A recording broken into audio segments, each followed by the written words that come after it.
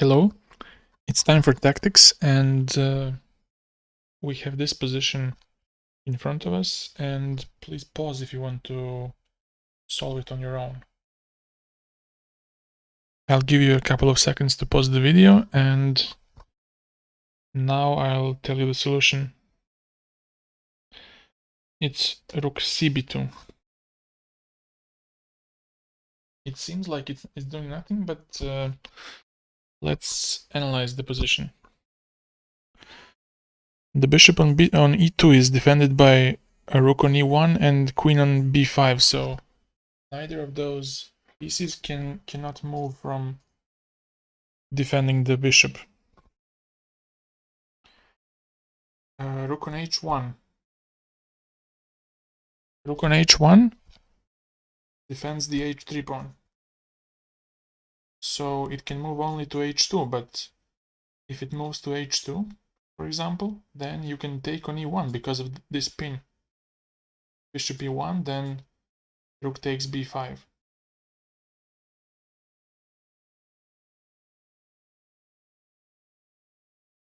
Also, if the king moves, then he allows queen to enter to g3. Or if he goes to h2, then queen f2 checkmate. For example, if you play king f1, then you allow even a move like this, knight f3. Because if bishop takes, then queen enters. And now the rook is attacked, and if white's king goes back to g2, then you can take, and after rook takes e1, you can take with your queen, and because bishop takes e1, you will capture on b5.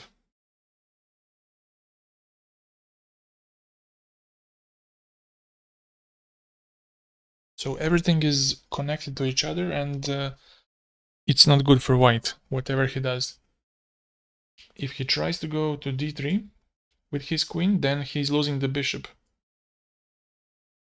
And now if he waits with queen d1, then black again doubles on the second rank, attacks the bishop on e2, and if, let's say, queen goes to d3, then you go rook d2, attack the queen. It has to go to b5, but then there is this nice move, knight e4, after which you want to go to g3 or to f2 with your queen. And if he takes, then f4 is played. And now again, you renew the threat of queen g3 and pushing f3. For example, if you just wait, then I can take the rook. If you go here, then I can give a check and I can push, or I can just take first. I can just take, and when he goes back, give one more check, and then I would take on e3, and then the bishop on e2 is hanging, so this is lost for white. So after f4, white can capture, but then after rook a3,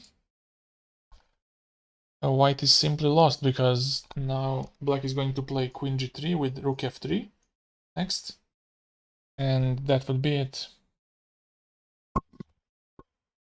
If you try something like rook c1, then black has queen g3, and if king f1, then rook f3. And if bishop f3, then we have a checkmate on f2. Did I forget something else to mention? On rook cb2, if you go here, yes, I told this, knight f3. And if he goes back to d3, then you just capture. And if rook c1, just to escape with his rook, then you can just double on the second rank. The bishop is vulnerable and white is lost, because black is going to just capture on e2 next move, and black doesn't have a way to stop that. Also, if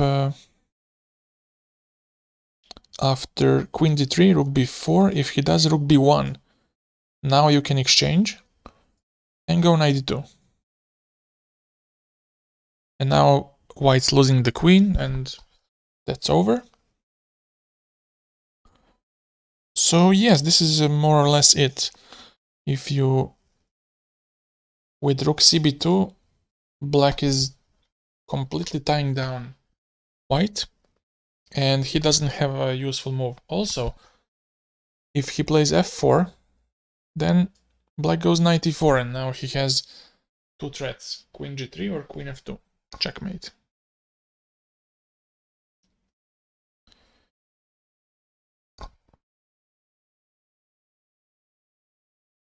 So that's it. I hope you enjoyed this, and have a good day. Goodbye.